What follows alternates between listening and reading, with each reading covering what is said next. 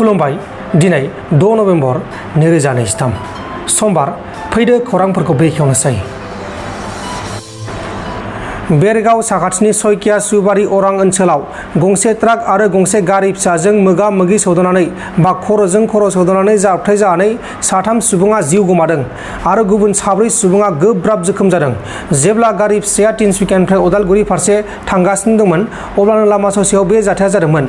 थैनायफोरनि मुङा जाबाय जतिश बारिक, पूजा साब आरो गुबुन सासेनि मुंखौ खौरां मख'नाय जायाखै। बे समाव जोखोम जानायफोरखौ फाहामसालियाव फाहामथाय होगासिनो दङ। आरोबाव आलफा उदां उदखारि आफादनि सासे गेदेरा रौनिया हानजानि गेजेराव सिगाङाव गावखौ गथायदों। गावखौ गथायनाय केदारनि मुङा जाबाय माधव सेठिया।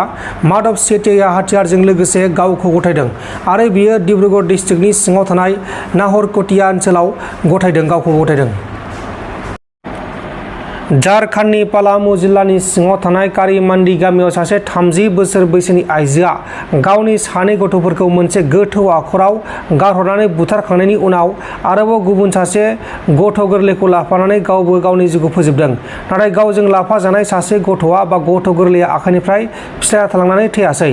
थैनाय गथ'फोरा सासेया 4 बोसोर बैसोनि आरो गुबुन सासेया 2 बोसोर बैसोनि आरो थालांनाय गथ'आ 6 दाननि। आइजोआ बे जाथायखौ नखराव नांलाय खमलाय जानानै खालामदों होननानै बुंदों। चिरां डिस्ट्रिक्टआव दंफां सिखावफोरा सोर? थार बिजिरनाय मोननांगौनि दाबिजों दिपेन बर' बिथाङा बिबुंथि होदों। बे बुङो बेखौ दानदों, बे बुङो बेखौ दानदों। दा बेनिखायनो बेनि सायाव थार बिजिरनाय मोननांगौ होननानै बिथाङा बुंदों। ओनसोलाव जिखिनि दंफां दङ बेखौ कनजारभेशननि थाखाय बेखौ रैखाथि लाखिनांगौनि थाखाय हाबा मावनांगौ आरो नोजोर होनांगौआ बिटिआरनि साफ्रोमबो सुबुंनो बिबान।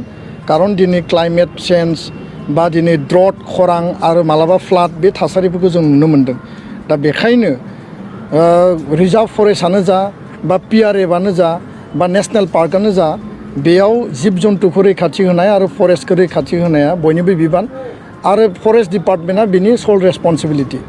दा दिनै जि मोनसे थासारि नुदों जे बेयाव दंफां दाननाय, मालाबा दंफां दाननानै लाबोनाय मानसिखौ एनकाउन्टार खालामनाय जादों, मालाबा बेयाव इलिगेल दंफां दाननायनि रिपर्ट फैबाय थादों, मिडियायाव नुदों। आरो दाख्लैबावै रिसेन्टलि जि मोनसे नुबाय जे मोनसे एनजिअ सार्भिस प्रभाइडार जोंनि नुनायाव खोनानायाव आरो रायजो राजाफोरनि गेजेराव मोनसे कनफ्लिक्ट जे आसलते दंफांखौ सोर दानदों। आरो बे हान्जाया बुङो जे रायजोफोरा बा दंफां सिखावा दंफांखौ दानदों, बिथांमोना बुङो रायजो राजा आरो दंफां जायफोर बेखौ लानानै कनसियास बिथांमोना बुंदों बे हान्जाया दानदों, एनजिअआ। दा बे मोनसे जोंनि जि मोनसे थासारि, जों लुबैयो जे दंफां दाननाया टटेलि बन्द जानांगौ। दंफां दाननायखौ खुनु कारनाव जों टलेरेट खालाया आरो बिनि थाखाय बिटिआर काउन्सिल आरो आसाम सरकारा प्रटेक्शन होनांगौ। 2 नम्बर बाथ्राया जाहैबाय जे बे जि जाथाय जादों जे 6-8 खान बेसेबां गिदिर गिदिर खुन्दा लानानै फैनाय दिनै हाग्रा ओनसोला धंस जानायनि मोनसे लामायाव। दा बेखौ लानानै जोङो दाबि खालामदों आसाम सरकार, बिटिआर सरकार बे सोर दायनिगिरि, सोर दंफां दानमारदों, सोर सिखावै खावदों बेखौ आङो दिनै थोंजोङै बुंनो नागिरा।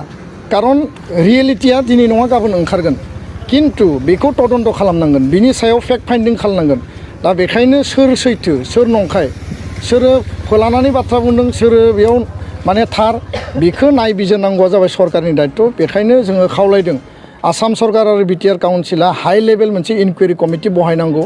आसामनि गिबि मन्थ्रिखौ खावलायदों, बिटिआरनि चिफ प्रमद बर'खौ खावलायदों जे बेयाव मोनसे हाइ लेभेल इनकुवेरि कमिटि बहायनानै राइट आरो रं, दंफाङा सोर दानमारदों बिनि सायाव मोनसे जास्टिफिकेसन फैनांगौ आरो दंफां दाननाया टटेलि स्टप जानांगौ। खुनु कारनाव एबसुआ दंफां दाननायखौ टलेरेट खालामा आरो गोख्रैनो एबसुनि टिमा जि जायगायाव बे कारबारा जादों, जि सोलिबाय थादों बे जायगायाव जोङो थांगोन, नायबिजिरहैगोन आरो बिनि थाखाय जों उननि समाव सरकारखौ, भारत सरकार, आसाम सरकार, बिटिआर काउन्सिलखौ जोङो प्रेसार होगोन जाहाथे बेयाव खुनु दंफां फांसेबो दाननाय बेबायदि सिखावै दाननाय बेबायदि थासारिया जाहाथे सोलिया, टटेल स्टप जायो। नोंथांमोन दिनैनि खौरांफोरा बेखिनिल'मोन। बेखिनिसिम नायनायनि थाखाय नोंथांमोननिसिम रोजा रोजा साबायखर। गोजोन्थों। एसेनोसै। जय बर' हारिनि।